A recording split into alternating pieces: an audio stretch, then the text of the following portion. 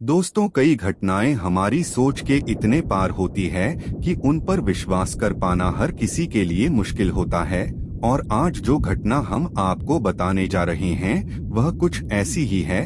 आपने कभी सुना है कोई जिंदा व्यक्ति यमदूत से मिला हो और उसने उससे बातें भी की हो? नहीं रहा, क्योंकि आम तौर पर यमदूत और यमराज से मिलने का सौभाग्य के इंसान को मृत्यु के बाद ही प्राप्त होता है। लेकिन आज हम जिस व्यक्ति के बारे में आपको पता नहीं चाह रहे हैं वह यमदूत से करने के पहले मिला था। इस बात पर विश्वास करना संभव है, पर यह बात 100% सच है। तो चलिए जानते हैं कौन था वह व्यक्ति। मित्रों, सालों पहले की बात है। जयपुर से कुछ दूरी पर बस से दौसा गांव में श्री राम नाम से एक सेठ जी हुआ करते थे। सेठ जी के बारे में कहा जाता था कि वह भक्त अनंत जी महाराज के खास शिष्यों में सेदांती के यहाँ किसी चीज की कोई कमी नहीं थी। धन, वैभव, सुख, समृद्धि सब कुछ था उनके पास। साथ ही उनके यहाँ एक नौकर भी काम करता था जो कि बहुत दुष्ट और कब भी था। ऐसा कोई गलत काम नहीं था जो उसने ना किया हो। हर तरह के कुकर उसकी आदत का हिस्सा था। एक दिन वह नौकर इतना बीमार पड़ गया कि उसकी मृत्यु हो गई। मरने के बाद जब उसे यमराज के दरबार में पेश किया गया तो वहां यमराज ने उसे अपना दूत बना लिया। इसके बाद उसका यही काम था कि जो भी व्यक्ति करने वाला हो वह उसके प्राण हर की उसे यमराज के पास ले जाए। अब एक समय की बात है मित्रों, यमराज ने उसे आदेश दिया कि दौसा गांव में एक बंजारा रहता है, उसका समय धरती पर पूरा हो चुका है, इसलिए तुम वहां पर जाओ और उसके प्राण हर के। यमराज का आदेश पाकर वह दूध बंजारा के प्राण हरनी दौसा गांव पहुंच गया। वहां पहुंचकर उसे महसूस हुआ कि मैं यहाँ पहले भी आ चुका हूँ। थोड़ी देर में उसे याद आ गया कि यह तो मेरा ही गांव है और मैं यहाँ श्री रंग सेठ जी के यहाँ पर नौकरी करता था। उसने सोचा सेठ जी तो बहुत पहले इंसान थे, क्यों ना उसे बंजारे के प्राण हरने से पहले मैं एक बार उनसे मिलता चलूं। यह सोचकर वह श्री राम जी के घर पहुँच गया। वहाँ पहुँचकर उसने देखा कि सेठ जी आराम कर रहे हैं, पर इससे पहले कि वह नहीं चुका था अपने आप खुल गई। अपने सामने मरे हुए नौकर को देखकर वह एक पल के लिए चौंक है। उन्होंने उससे कहा, तुम यहाँ पर क्या कर रहे हो? मैं तो सुना था कि तुम मर चुके हो, फिर आज यहाँ कैसे? कहा, मालिक आपने जो सुना था बिल्कुल सही था। वास्तव में मैं मर चुका हूँ। मेरी मृत्यु के बाद यमराज ने मुझे अपना दूत बना लिया है, इसलिए अब मैं यमदूत बन गया हूँ। अपने महाराज की आज्ञा से नहीं, अब पंचारी के प्राण करने आया हूँ। श्री राम जी ने कहा, अरे पर वह बिल्कुल ठीक है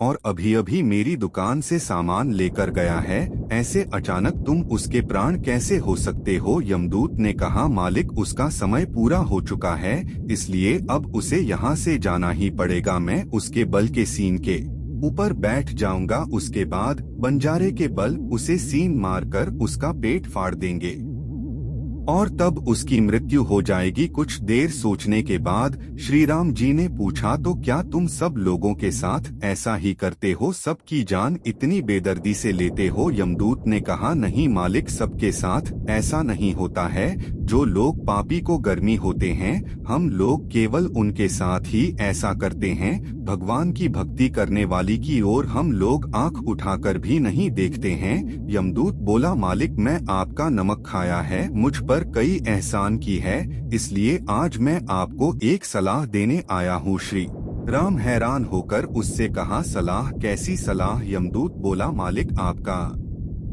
जितना भी जीवन बचा है उसे भगवान की भक्ति और सेवा में लगा दो। मैंने सोचा आपको सचेत कर दूं कि जितना समय आपका इस धरती पर बचा हुआ है उसे आप भगवत भक्ति में लगा दे, ताकि आपको मृत्यु के समय दर्द होना पड़े। अगर आप देखना चाहते हैं कि पापियों के साथ क्या होता है तो मेरे साथ बंजारे की यहाँ पर चाहिए, वहाँ मेरी कही हर बात सच हो जाएगी। वहाँ मैं सिर्फ आपको ही देखूंगा, किसी और को नहीं। इतना कहकर यमदूत बंजारे के घर की ओर निकल गया। श्री राम जी ने थोड़ी देर सोचा, फिर हम दूध की बात मानकर उसके साथ बंजारे की यहाँ पहुँच गए। वहाँ पहुँचकर उन्होंने देखा बंजारा अपने बल को घास खिलाने की कोशिश कर रहा है, लेकिन बेल बार बार अपना सिर हिला रहा है, जिसकी वजह से वह उसे मिला नहीं पा रहा है। बंजारी नहीं लगातार 3 बार कोशिश की, लेकिन जब बल नहीं माना तो उसने उसकी सीधे जोर से पकड़ ली। इतने में वह यमदूत बैल की सेनों पर बैठ गया। कल के स्वर होते ही बल गुस्से में आ गया। उसने अपनी सींग के बंजारे के पेट में घुसा दी। उसके बाद बंजारे का पेट फट गया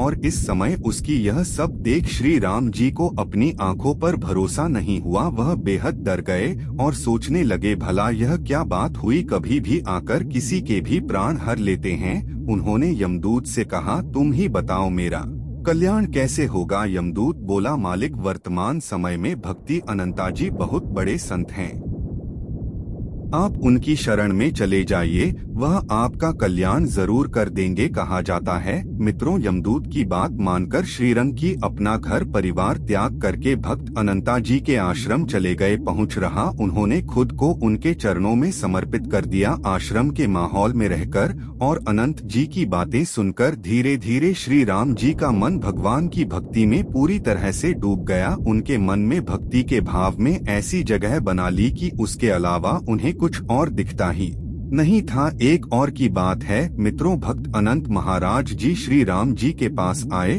और बोले कि बेटा, अब तुम्हें अपने घर वापस जाना चाहिए, वहां जाकर भगवान की भक्ति का प्रचार करो, उन्हें भी भक्ति की शक्ति से एक परिचित कर पाओ। महाराज जी की बात मानकर श्री राम जी अपने गांव दौसा वापस आ गए और वहां आकर उन्होंने भगवान की भक्ति का प्रचार प्रसारों से शुरू कर दिया। एक दिन की बात है, श्री राम की रात में सो रहे थे, तभी उनका बेटा उनके पास दौड़ा दौड़ा चलाया। उसने कहा, पिताजी, मुझे कई दिनों से भयानक प्रेत दिखाई देता है। वह देखने में इतना भयानक और विशाल गए हैं कि उसे देखकर मेरे पसीने छूट जाते हैं। वह बस मुझे एक ही बात कहता है कि मेरा कल्याण कर दो, मुझे भक्ति दिला दो। अब आप ही बताइए, इस संकट से मैं कैसे बाहर निकलूं। जी ने अपने बेटे से कहा, तुम परेशान ना हो, कल मैं खुद तुम्हारी जगह सोऊंगा, देखता हूँ क्या होता है।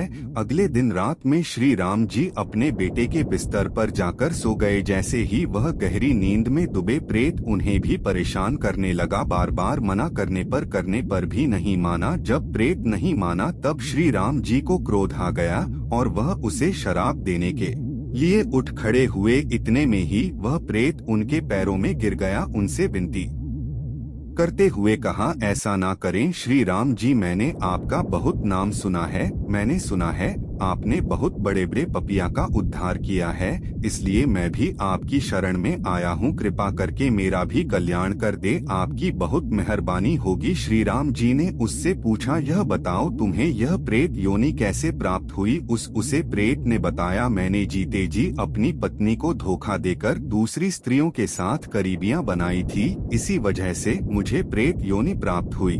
सारी बातें सुनकर भक्त श्री राम जी को प्रेत पर दया आ जाती है। उन्होंने गंगाजल लेकर राम नाम लिया, उसे प्रेत पर छिड़क दिया, जिसके परिणाम स्वरूप प्रेत का कल्याण हुआ और उसे प्रेत योनि से मुक्ति मिल गई। तो दोस्तों, यह सच्ची घटना मुझे सीख देती है कि कैसे भगवान की भक्ति और सत्संग करके मनुष्य सिर्फ न अपना बल्कि दूसरों का भी भला है कर सकता है। वहीं इसके अलावा हमें यह घटना यह भी सिखाती है कि जीते जी मनुष्य को ऐसा कुछ भी नहीं करना चाहिए कि उसे प्रेत योनि में दर दर भटकना पड़े। वैसे क्या आप जानते हैं कि कौन सी है वह लोग जो मरने के बाद भूत प्रेत बन जाते हैं? गरुड़ में भगवान श्री हरि विष्णु पक्षी राज गरुड़ में प्रेतों के बारे में बताते हैं कि जो इंसान अपने पुरखों की धन संपत्ति को नष्ट कर देता है या फिर किसी की जमीन धोखे से हड़प लेता है, वह लोग निश्चित रूप से प्रेत योनि में भटकते हैं।